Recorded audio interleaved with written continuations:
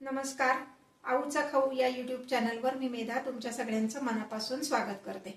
आज आपण भाताचा एक प्रकार बघणार आहोत ज्याचं नाव आहे बिशीब्याळी अन्ना. कानडी पदार्थ आहे. माझ्यापर्यंत जे प्रोनाउन्सिएशन आले तेच मी करते. प्रत्यक्ष कानडी प्रोनाउन्सिएशन काय आहे मला माहित नाही, पण मला तो पदार्थ खूप आवडला. भाताचा प्रकार की पोटभरीचा होतो आणि चविष्ट असतो, म्हणून मी तो आज तुम्हाला दाखवणार आहे. चला तर मग रेसिपी बघूयात. आता आपण रेसिपीला सुरुवात करतोय. त्यासाठी मी ह्या भांड्याने तांदूळ घेतलेत, एक भांड दोनदा स्वच्छ धुवून घेतलेत आणि आता त्यामध्ये मी 3 भांडी पाणी घालणार आहे. तांदूळ कुठला घ्यायचा तर ज्या तांदूळाचा भात एकदम मऊ होतो तो तांदूळ घ्यायचा. मोकळा भात होणारा तांदूळ घ्यायचा नाही. मी इंद्रायणी तांदूळ घेतलाय. तुम्ही कोळम घेतलात तरी चालेल. कोळमचा भात पण जरा बऱ्यापैकी मऊ होतो. हा तांदूळात मी पाणी घातले. ही तुरीची डाळ घेतली आहे. ज्या भांड्याने तांदूळ मोजून घेतले त्या भांड्याने अर्धा भांड अशी तुरीची डाळ मी घेतली आहे. फक्त ही डाळ मी 1 तास पाण्यात भिजवून ठेवली होती, कारण आमच्या इथलं पाणी जड आहे. कुकरला डाळ शिजताना जरा प्रॉब्लेम येतो, म्हणून मी ही अर्धा ते पाऊण तास भिजत ठेवली. 2दा स्वच्छ धुवून घेतली आणि पाण्यात भिजत ठेवली. आता ह्या डाळीमध्ये मी पाव चमचा हळद घालणार आहे. पाव चमचा हिंग घालणार आहे. त्यामुळे काय होतं, टेस्ट चांगली येते आणि डाळ चांगली शिजती हळद घातल्यामुळे. आणि साधारण पाव चमचा एवढं तेल घालणार आहे. तेल पण फार घालायचं नाही, पण तेल घातलं की डाळ मऊ शिजती. आता मी हे कुकरला लावणार आहे. हे पहा, आता कुकरमध्ये मी खाली 1.5 ग्लास पाणी घातलेलं आहे. तुमचं जे काय प्रमाण असेल त्याप्रमाणे तुम्ही केलं तरी चालेल. हे डाळीचा डबा खाली ठेवलाय, त्याच्यावर हा तांदूळाचा डबा ठेवणार आहे. त्याच्यावर मी हे झाकण ठेवते तांदूळाच्या डब्यावर. आणि आता ह्याच्यावर मी हे पहा, ही एवढी चिंच घेतली. ह्या भातात आपल्याला चिंचेचा कोळ लागतो, म्हणून ही साधारण मोठ्या लिंबा एवढी ही चिंच घेतली आहे. त्यामध्ये तेवढाच गूळ घालणार आहे आणि अगदी पाव वाटी मी त्यात पाणी घालणार आहे.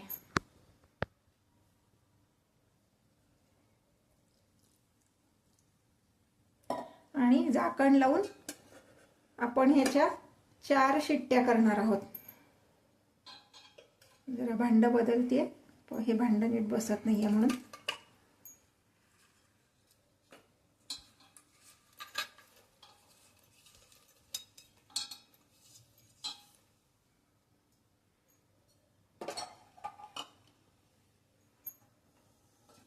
चार शिट्ट्या करून घेणार आहे. नेहमी जसं आपण वरण भात करतो त्याच पद्धतीने. आता आपण रेसिपीला सुरुवात करूया. मगाशी सांगितल्याप्रमाणे कुकर झालेला आहे. 4 शिट्ट्या करून झाल्यात. जरा कुकरचं झाकण पडेपर्यंत आपण बाकीची तयारी करूया. आता इथे मी एक स्टीलची कढई घेतली आहे. तुम्ही कुठलीही घ्या, असं काही हे नाहीये, पण मी स्टीलची घेतली कारण आपण यात चिंच वापरणार आहे म्हणून. साधारण 3 ते 4 चमचे एवढं तेल मी यामध्ये घातलेलं आहे. गॅसची फ्लेम मीडियम ठेवायची आहे.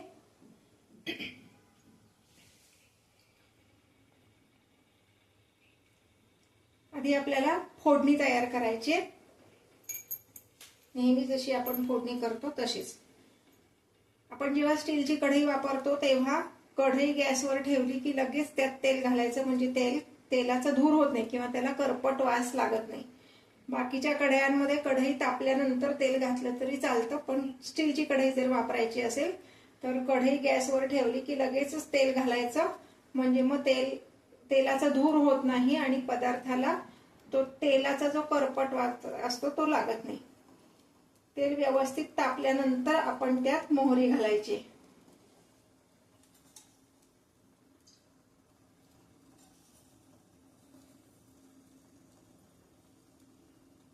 साधारण मिसळणीच्या डब्यात जो चमचा असतो तो 1 चमचा एवढी मोहरी घालायची.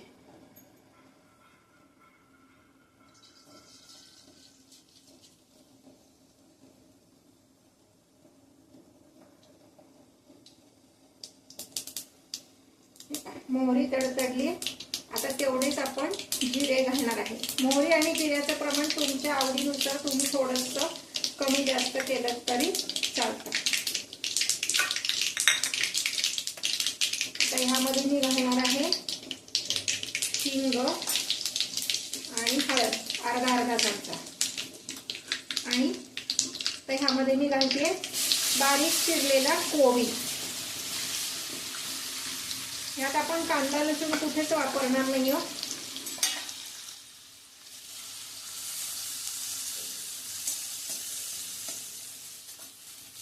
आपल्याकडे ज्या ज्या भाज्या अवेलेबल असतील त्या सगळ्या आपण ह्यामध्ये घातल्या तरी चालतात. कोबीचा जरा कच्चेपणा कमी झाला की मी घालणार आहे हिरवी कॅप्सिकम म्हणजे ढोबळी मिरची. प्रत्येक भाजी वेगळी घालायची, थोडीशी परतून घ्यायची, त्याचा कच्चेपणा गेला की पुढची भाजी घालायची. गॅस आपण मीडियम फ्लेमवरच ठेवणार आहोत. कढीपत्ता घालायचा विसरले होते, तो आत्ता घालते. आणि एक गाजर असं छान पातळ पातळ चिरून, जसे आपण बटाट्याचे काप करतो तसेच गाजराचे काप केलेले आहेत, असं पातळ चिरून ह्यामध्ये घालते. भाज्यांचं प्रमाण पण तुमच्या घरात कशा अवेलेबल आहेत त्यानुसार कमी जास्त केलात तरी चालेल. पण ज्या ज्या भाज्या तुमच्याकडे अवेलेबल असतील त्या त्या सगळ्या भाज्या तुम्ही ह्यामध्ये वापरू शकता. आता ह्यामध्ये मी घालते पातळ चिरलेला बटाटा, एक बटाटा घालते.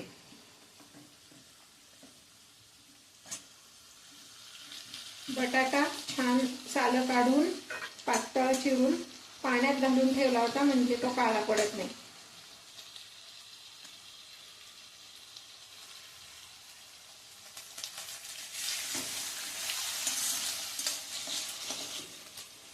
आता मी ह्यात घालणार आहे लाल भोपळा. त्याच्या पण अशा छोट्या छोट्या फोडी करून घेतल्यात. तो पण आवडीनुसार थोडासा कमी जास्त. मी साधारणपणे 1 वाटी असे एवढे फोडी घातलेले आहेत.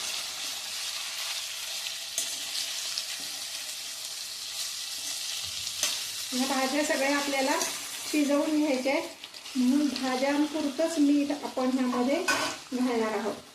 म्हणजे साधारण पाव चमचा एवढंच मीठ, भाज्यांपुरतं मीठ आपण यात घालणार आहोत. आणि किंचित पाणी घालायचंय. हे पाणी मी कोमट पाणी घालणार आहे.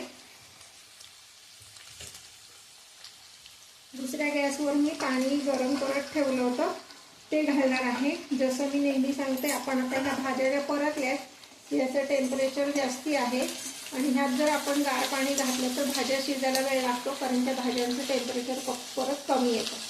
म्हणून जरी अगदी पाव वाटीत घालायचं असलं तरी सुद्धा कोमट पाणीच मी ह्यामध्ये घालणार आहे. अगदी अंदाजाने घालायचंय, म्हणजे ह्या सगळ्या भाज्या व्यवस्थित शिजतील अशा.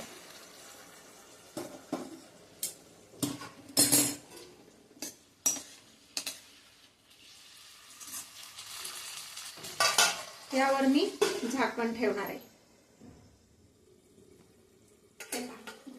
5 मिनिटं अशा ह्या भाज्या मी शिजवलेल्या आहेत झाकण ठेवून. यामधला दुधी भोपळा आणि बटाटा दोन्ही शिजलं पाहिजे असं आपण दाबून हे बघायचं. दुधी भोपळा नाही, सॉरी, बटाटा आणि लाल भोपळा असं हे शिजलं पाहिजे.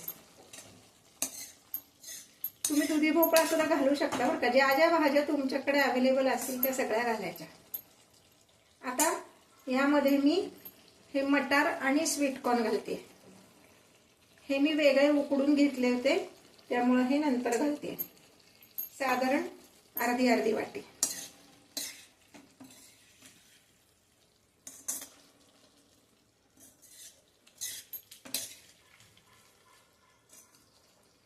आता आपलं जे वरण आणि भात असं दोन्ही शिजलेलं आहे ते मी ह्यात घालते. हे पहा, हे वरण असं इतपत जरी शिजलेलं असलं, म्हणजे असं डाळिंब्या जरी दिसत असतील तरी चालणार आहे. ते काही अगदी गाळ करायला हवं असं नाही, पण डाळ व्यवस्थित शिजली पाहिजे. अशा डाळिंब्या छान दिसतात. तर हे मी आता ह्यात घालते.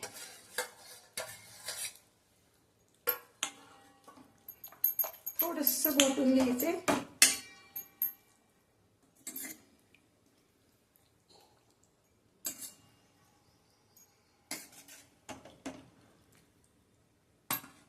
यामध्ये मी आत्ता मध्येच थोडीशी कोथिंबीर घालणार आहे, म्हणजे त्याची टेस्ट छान लागते. सगळे जे काही मसाले घालायचे ते आत्ता घालून घ्यायचे आणि मग त्यामध्ये भात घालायचा आहे. आता मिसळणीच्या डब्यातले जे 2 चमचे असं मी लाल तिखट घालते. ते तुमच्या आवडीनुसार तुम्ही कमी जास्त घातलं तरी चालेल. नंतर चव बघून आपण त्यात वाढवू शकतो. 2 चमचे मीठ घालायचे, म्हणजे 2 टीस्पून, टेबल स्पून नाही.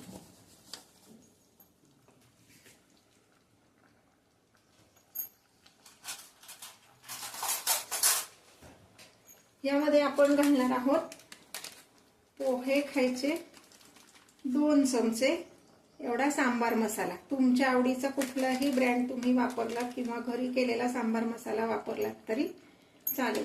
सांबार मसाला हेच ह्या भाताचं मेन सिक्रेट इन्ग्रेडियंट आहे.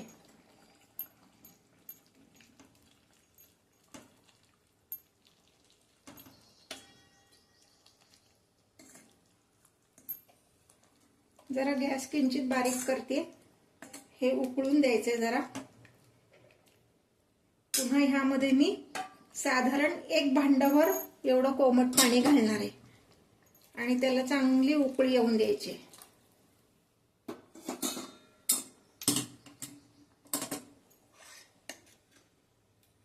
आणि ह्याला उकळी येईपर्यंत भात जो आहे तो एका ताटामध्ये थोडासा मोकळा करून घ्यायचा आहे. हे पहा, भात मऊ शिजलाय, अगदी मोकळा नाहीये, पण आपल्याला त्यात मिक्स करायला सोपं जावं म्हणून मी ताटात जरा तो काढून घेते.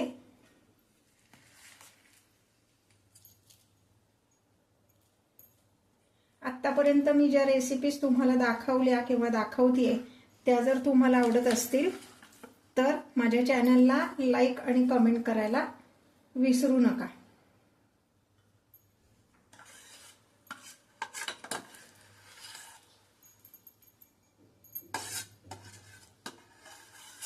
सगळा भात हा मी काढून घेतलेला आहे. हे पहा, आता ह्याला उकळी यायला लागलेली आहे. हा जो भात आपण मोकळा करून घेतलाय तो आपण ह्यात घालणार आहोत.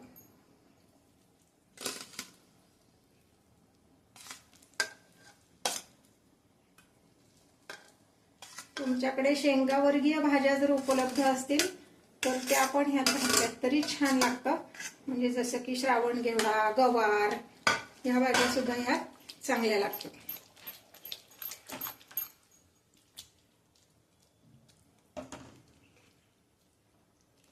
आता ह्यात हा भात घातला की सगळा व्यवस्थित असा मिक्स करून घ्यायचा आहे.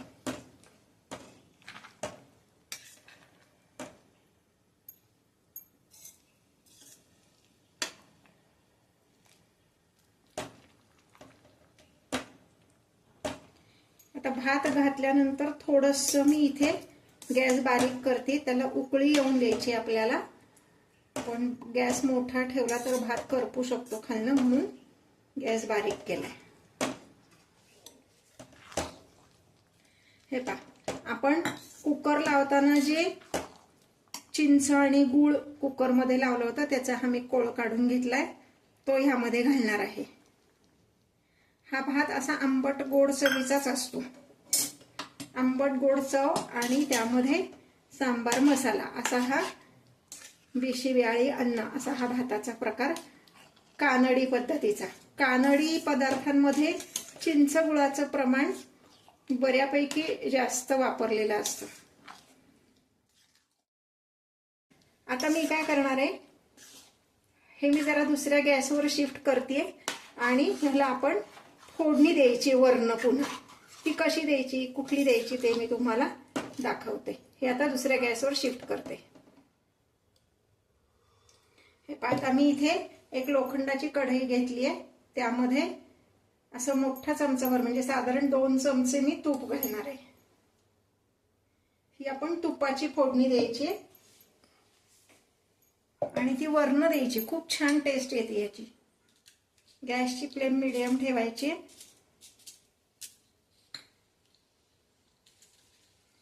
तुम्ही जर नीट ऑब्झर्व केलं तर साऊथकडचे जे बरेच पदार्थ आहेत त्याला उडदाच्या डाळीची फोडणी असते. म्हणजे फोडणीत ते लोक उडदाची डाळ घालतात, त्यामुळे पदार्थ खमंग होतो. तसंच आपण इथे उडदाच्या डाळीचीच फोडणी देणार आहोत. बाकी त्यात काही फारसं घालायचं नाहीये.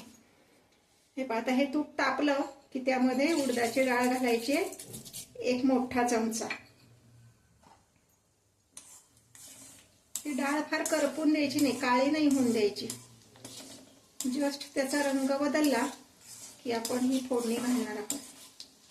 आणि यामध्ये मी घालणार आहे 4 लाल मिरच्या. तुम्ही बॅडगी वापरली तरी चालेल. घरात जी कुठली अवेलेबल असेल ती मिरची ह्यात घाला. ह्याचा पण स्वाद खूप छान येतो. मी आता गॅस बंद करते आणि पुन्हा आता ह्यामध्ये आपण साधारण अर्धा चमचा जिरे आणि मिसळणीच्या डब्यातला जो चमचा असतो तेवढा हिंग असं घालणारे. हळद घालायची नाहीये. आता हे मी त्या भातावर सगळं ओतणार आहे.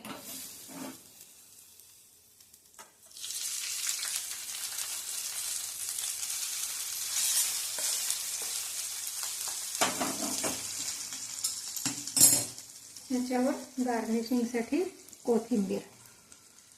सर्व करताना हे व्यवस्थित मिक्स करायचंय आणि सर्व करायचंय.